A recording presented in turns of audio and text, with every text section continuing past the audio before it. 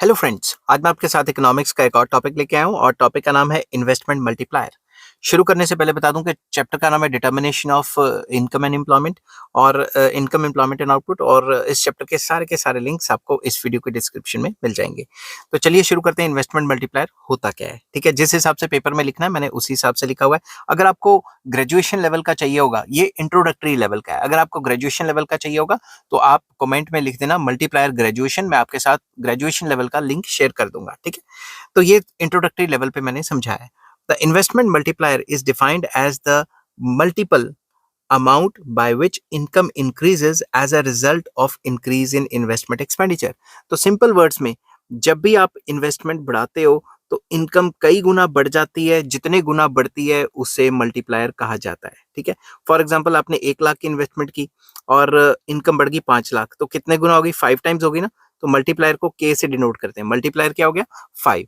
तो मल्टीप्लायर होता है इन्वेस्टमेंट के बढ़ाने से या इन्वेस्टमेंट के चेंज होने से इनकम में कितना चेंज आया, कि इन्वेस्टमेंट हमने बढ़ाई तो इनकम में कितने गुना चेंज आया। ठीक है, in other words the number of times income increases because of increase in investment is called investment multiplier. जैसा कि मैंने अभी बताया, an increase in investment expenditure increases equilibrium level of income by multiple amount, that is an amount greater than itself. मतलब जब भी हम investment बढ़ाएंगे तो इनकम उससे ज्यादा बढ़ेगी और जितनी ज्यादा बढ़ेगी उसे ही मल्टीप्लायर कहा जाता है। तो आपने देखा, हमने बात तो एक ही कर रहे हैं मगर बार बार लैंग्वेज चेंज कर करके लिख लें ताकि 4-5 लाइंस की इंट्रोडक्शन बन जाए। Sorry, the multiplier is the ratio of change in income to change in investment. तो मल्टीप्लायर क्या होती है? एक रेशियो होती है कि change in income divided by change in investment. Ratio मतलब डिवाइड। ठीक है, जैसे हम लिखते हैं A ratio B is A divided by B.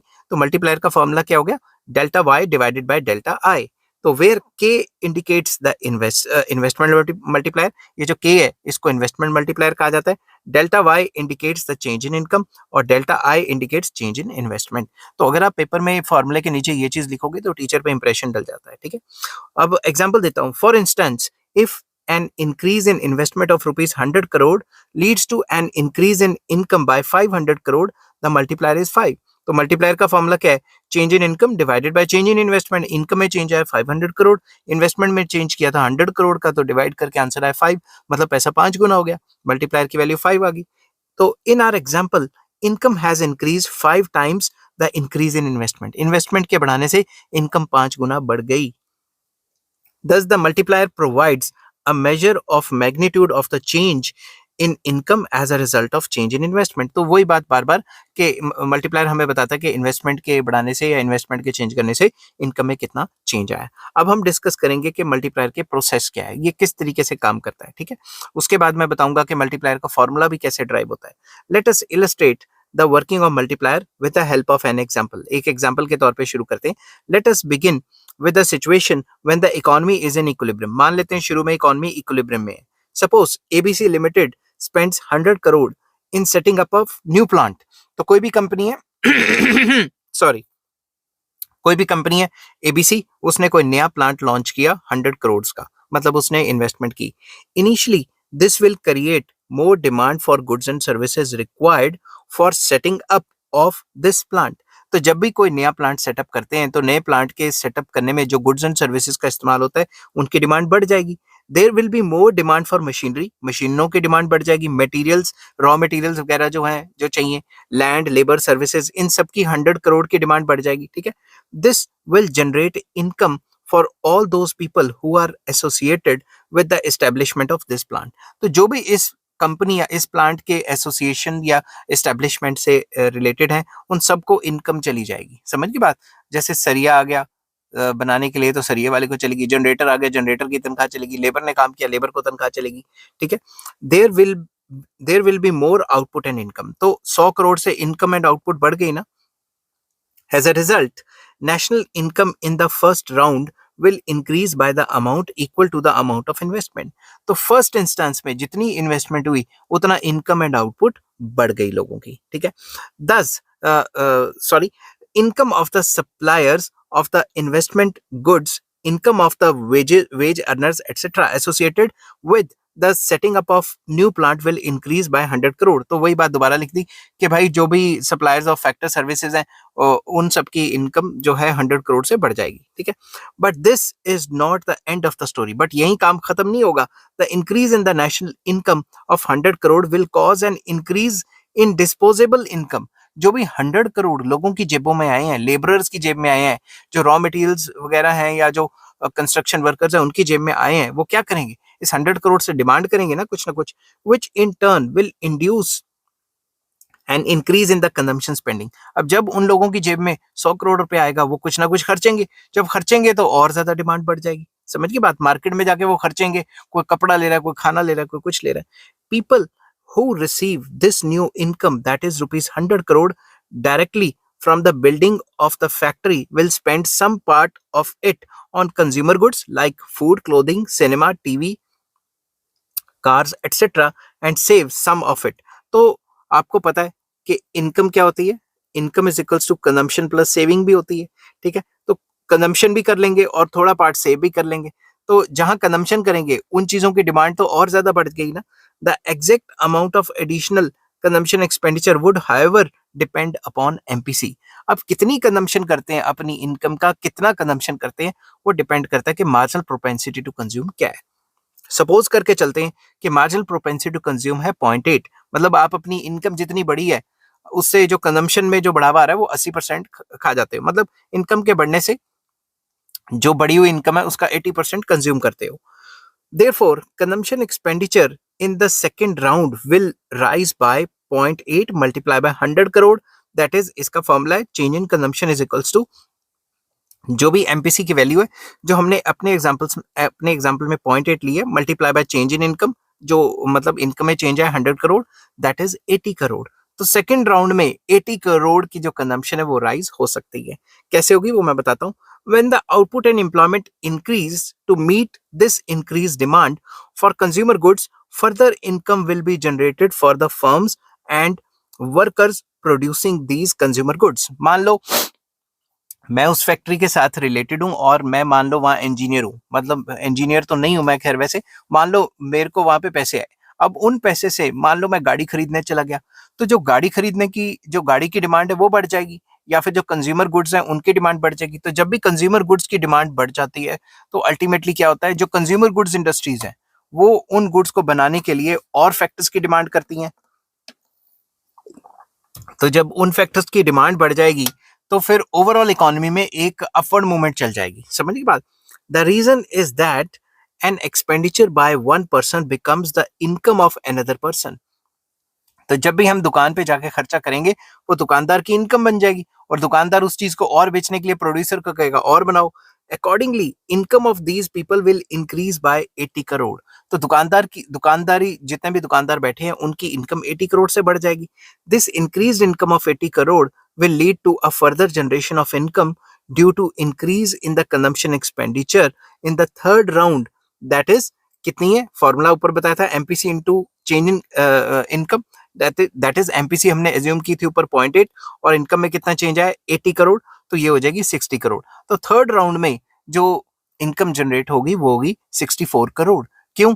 क्योंकि जब दुकानदार की इनकम बढ़ेगी, दुकानदारों की इनकम्स बढ़ेगी, वो भी तो फर्दर डिमांड करेंगे ना कुछ। This will generate an income equal to the amount of rupees 64 crore.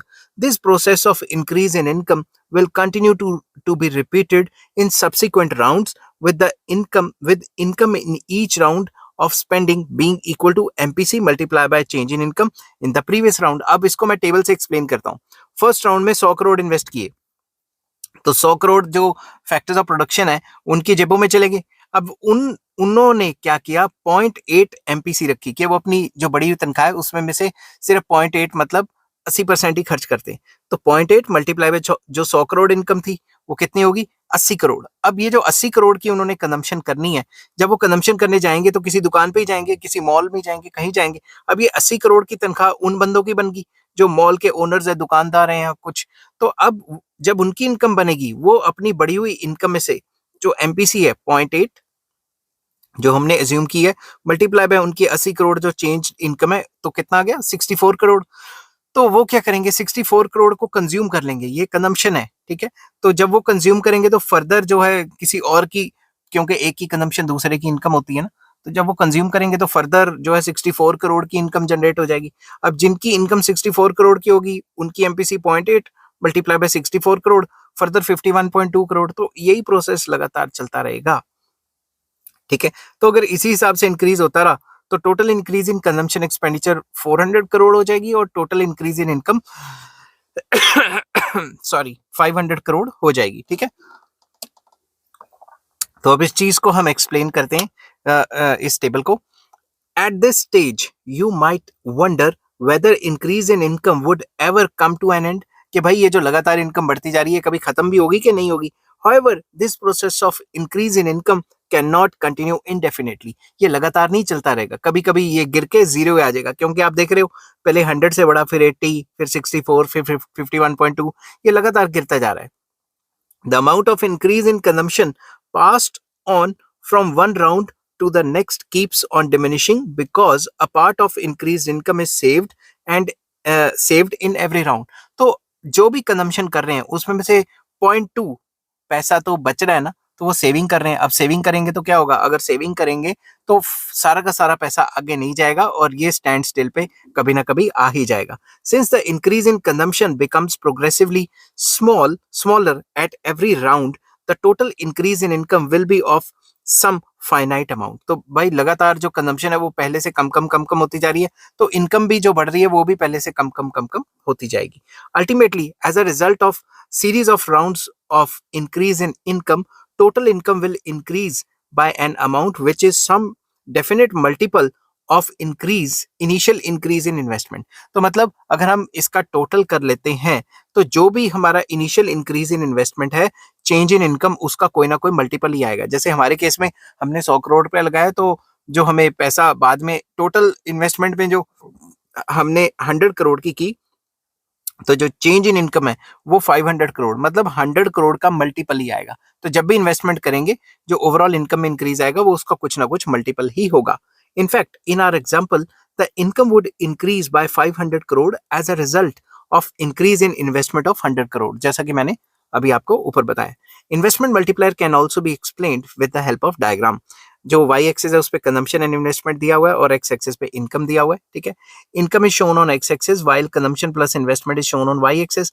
The initial equilibrium level the initial equilibrium is at E0. अगर इनिशियली देखें तो E0 पे इक्विलिब्रियम है, क्यों? क्योंकि यहाँ पे एग्रीगेट सप्लाई कर्व, मतलब ये जो इनकम कर्व है और ये जो एग्रीगेट डिमांड कर्व है जिसको AD0 से भी डिनोट किया गया है, ये इक्वल है आपस में E0 पॉइंट पे, ठीक है। ये इक्विलिब्रियम लेवल है और OY0 is the equilibrium level of income. तो ये जो E0Y है या ये जो OY0 ये बराबर है, क्योंकि ये 45 डिग्री की लाइन है। अब यहाँ पे टिग्नोमेट्री इस्तेमाल होती है जो कि मैं यहाँ पे आपको कंफ्यूज करने के लिए नहीं बोलना चाहता। Where AD0 intersects the 45 degree line, that is Y line मतलब income line, the equilibrium level of income corresponding to this point is OY0, जैसा कि मैंने बताया। And increase in the autonomous investment expenditure, that is change in investment shifts, ये AD क्या होता है, सी plus आई। अगर इन्वेस्टमेंट बढ़ गई तो ये एडी कब ऊपर शिफ्ट हो जाएगी ना, ऑटोनोमस इन्वेस्टमेंट बढ़ गई। ऑटोनोमस इन्वेस्टमेंट क्या होता है वो मैंने ऑलरेडी इस चैप्टर में एक्सप्लेन किया हुआ है, आपको उसका लिंक आपको इस वीडियो के डिस्क्रिप्शन में मिल जाएगा, investment and meaning and types, तो उसमें जाके आप देख सकते हैं। तो जब भी इन्वेस्टमेंट बढ़ेगी एडी कब ऊपर शिफ्ट हो जाएगी, जब एडी कब ऊपर शिफ्ट हो जाएगी तो नई जो इक्विलिब्रियम पॉइंट है वो हो जाएगा E1 और नया इक्विलिब्रियम लेवल ऑफ इनकम हो जाएगा OY1, ये वाला, ठीक है ना। तो ये चीज दिखाई कि जब भी इन्वेस्टमेंट को बढ़ाओ तो एडी कब ऊपर शिफ्ट हो जाती है, इसकी वजह से जो इनकम है ये बढ़ जाती है Y0 से Y1। वही एक्सप्लेन करना है कि अपवर्ड शिफ्ट होगी from AD0 to AD1, the vertical shift of AD curve will be equal to the increase in investment. तो ये जो इसके अंदर गैप है ना, इन दोनों के बीच में गैप है ना, इतना ही इन्वेस्टमेंट हुई है, ठीक है। corresponding to the initial level of income OY0, the desired spending is more now. तो अब जब इन्वेस्टमेंट बढ़ी है तो डिमांड भी तो बढ़ गई है ना, therefore the income will rise, इससे इनकम बढ़ जाती है। The new equilibrium occurs at E1 where the AD1 intersect 45 degree AS line, जैसे कि मैंने पहले बताया। The equilibrium level of national income is now OY1, तो पहले कितनी थी, OY0 थी, ठीक है, पहले OY0 थी, अब OY1 तक चली गई है, Y0 Y1 बढ़ गई है। Thus, as a result of increase in investment by E1M, investment कितनी बढ़ी है? इन्वेस्टमेंट बढ़ी है E1M, मतलब ये जो गैप है ये E1M है, ठीक है। इसकी वजह से, बढ़ने की वजह से the level of income rises by Y0 Y1 और E1N। तो ये ज्यादा नहीं बढ़ गई। अब आप ध्यान से देखो, इन्वेस्टमेंट सिर्फ इतनी सी बढ़ी, इनकम ज्यादा बढ़ गई, तो E0N भी कह सकते हैं इसको, Y0 Y1 भी कह सकते हैं इसको। समझ की बात? As as can be shown in the figure, increase in income, जो इनकम बढ़ी है वो E1N या Y0 Y1 is greater than the increase in investment. Sorry, तो इससे इन्वेस्टमेंट से जितनी इन्वेस्टमेंट बढ़ी है उससे ज्यादा इनकम बढ़ी है, यहाँ पे ये शो किया गया है। तो as increase in income is greater than increase in investment, the multiplier is greater than unity। मतलब कि जब भी इन्वेस्टमेंट बढ़ती है तो इनकम उससे ज्यादा बढ़ती है, इस वजह से जो इंक्रीज इन इनकम है वो हमने ऊपर लिख ली E1N और इंक्रीज इन इन्वेस्टमेंट E1M। तो आंसर हमेशा ग्रेटर देन 1 आएगा, क्योंकि इन्वेस्टमेंट के बढ़ने से इनकम ज्यादा बढ़ती है। This shows that a given autonomous change in investment will lead to a change in income which exceeds change in investment। तो यही बात बताई गई है बार बार, पूरे कंसेप्ट में यही है कि इन्वेस्टमेंट के बढ़ने से इनकम ज्यादा बढ़ती है। अब इसमें derivation of multiplier formula, multiplier के फार्मूला को किस तरीके से ड्राइव किया जा सकता है। हमें ये पता है y is equals to C plus S भी होता है, y is equals to C plus S भी होता है, और y is equals to C plus I भी होता है। कुछ लोग सेव नहीं करेंगे तो वो इन्वेस्टमेंट कर देंगे। तो सप्लाई साइड के हिसाब से देखें तो वो सी प्लस जो है एस होता है, और अगर डिमांड साइड से देखें तो y is equals to C plus I होता है। इसको मैं फर्दर ऐसे भी कर सकता हूं, अगर बच्चे कंफ्यूज हो रहे हैं तो इक्विलिब्रियम कहाँ होता है? इक्विलिब्रियम कहाँ होता है? जहां पे एग्रीगेट डिमांड और एग्रीगेट सप्लाई बराबर होती है। तो एग्रीगेट डिमांड जो है वो क्या होता है? सी प्लस आई, और एग्रीगेट सप्लाई को y भी कहते हैं। तो इस तरीके से भी इसका फॉर्मूला ड्राइव किया जा सकता है, ठीक है। अगर इनकम में चेंज आया तो कंजम्पशन में भी चेंज आएगा और इन्वेस्टमेंट में भी चेंज आएगा। Dividing both sides by change in income, दोनों साइड्स के नीचे चेंज इन इनकम लिख लिया। अब change in income divided by change in income तो 1 हो गया। अब ये जो change in investment, change in consumption और चेंज इन इन्वेस्टमेंट है, इसके नीचे अलग अलग करके लिख लिया मैंने चेंज इन इनकम को, ठीक है। अब ये वाला जो पार्ट है, ये वाला पार्ट, इसको मैं दूसरी साइड, लेफ्ट हैंड साइड लेके जाऊंगा तो ये यहाँ पे आ गया, और इसका साइन प्लस था तो यहाँ पे साइन क्या हो गया? Minus. Taking inverse of both sides, दोनों साइड्स का इनवर्स ले लो। इनवर्स क्या होता है? उल्टा। तो ये जो पूरी साइड है इसको मैंने 1 ओवर करके पूरा नीचे लिख दिया, और ये वाली जो साइड है इसका इनवर्स लेंगे तो चेंज इन इनकम ऊपर चला जाएगा, चेंज इन इन्वेस्टमेंट नीचे चला गया। ये तो सिंपल एक ही टर्म है ना, इसको उल्टा कर दिया। अब इसके बाद आपको, अगर आपने पिछली वीडियो मेरी देखी है तो change in consumption bye change in income क्या होता है? एमपीसी। और ये वाला क्या होता है? मल्टीप्लायर का फॉर्मूला। जब मल्टीप्लायर का कॉन्सेप्ट शुरू किया था तो मैंने आपको बताया था मल्टीप्लायर क्या होता है? Change in income as a result of change in investment, ये वाला फॉर्मूला, ठीक है। तो अगर हम change in income over change in investment करते हैं तो हमारे पास ये रिजल्ट आ जाता है, ठीक है। तो यहाँ पे मैंने change in income by change in investment की जगह मैंने यहाँ लिख दिया के क्या होता है? मल्टीप्लायर। तो मल्टीप्लायर का क्या फॉर्मूला है? 1 ओवर 1 माइनस एमपीसी।